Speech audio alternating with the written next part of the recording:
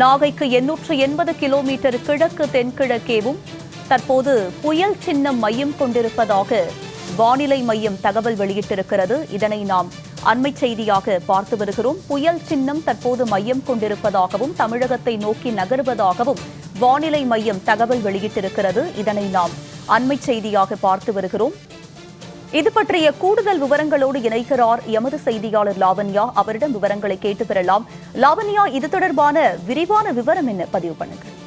வணக்கம். தெற்கு மத்திய வங்கக்கடலில் நிலவும் காற்றழுத்த தாழ்வு மண்டலம் அடுத்த 24 மணி நேரத்தில் ஆழ்ந்த காற்றழுத்த தாழ்வு மண்டலமாக மாறும் எனவும் அதனைத் தொடர்ந்து இலங்கை வட தமிழக கடற்கரை நோக்கி நகரும் எனவும் இந்திய வானிலை ஆய்வு மையம் தகவல் தெரிவித்துள்ளது. சென்னையிலிருந்து தெற்கு தென்கிழக்கு திசையில் சுமார் 1050 கிலோமீட்டர் தொலைவில் மையம் கொண்டுள்ளது காற்றழுத்த தாழ்வு மண்டலம். திருகோணமலையிலிருந்து தென்கிழக்கு திசையில் சுமார் 600 கிலோமீட்டர் தொலைவில் மையம் கொண்டுள்ளது. அதே போல நாகைக்கு 880 கிலோமீட்டர் கிழக்கு தென்கிழக்கு மற்றும் சென்னைக்கு 1050 கிலோமீட்டர் கிழக்கே தென்கிழக்கே புயல் சின்னமானது மையம் கொண்டுள்ளது. அதிலும் குறிப்பாக தமிழ்நாட்டின் நாகப்பட்டினத்தில் இருந்து தென்கிழக்கு திசையில் சுமார் 880 கிலோமீட்டர் தொலைவிலும், புதுச்சேரியில் இருந்து தென்கிழக்கு திசையில் சுமார் 980 கிலோமீட்டர் தொலைவிலும், சென்னையிலிருந்து தெற்கு தென்கிழக்கு திசையில் சுமார் 1050 கிலோமீட்டர் தொலைவிலும் மையம் கொண்டிருப்பது என்பது ஒரு கனமழைக்கான ஒரு எச்சரிக்கையாகவே பார்க்கப்படுகிறது.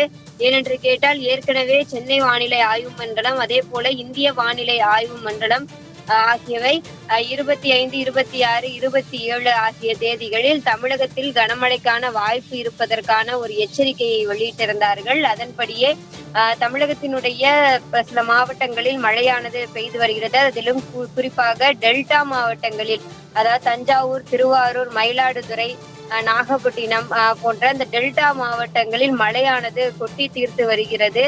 இயல்பை விடவும் ஒரு அதிகமான ஒரு மழைப்பொழிவு தான் அங்கு இருக்கிறது என்று அந்த பகுதி மக்களே கூறும் அளவிற்கு பெரும் மழை பெய்து வரக்கூடிய இந்த சூழ்நிலையிலே இந்த காற்றழுத்த தாழ்வு மண்டலத்தின் காரணமாக தமிழகத்தினுடைய முக்கிய பகுதிகளில் கனமழைக்கான எச்சரிக்கையை சென்னை வானிலை ஆய்வு மையம் வெளியிட்டிருப்பது குறிப்பிடத்தக்க ஒன்றாக இருக்கிறது. லாவண்யா, இது தொடர்பான விரிவான விவரங்களை பதிவு செய்தமைக்கு நன்றி.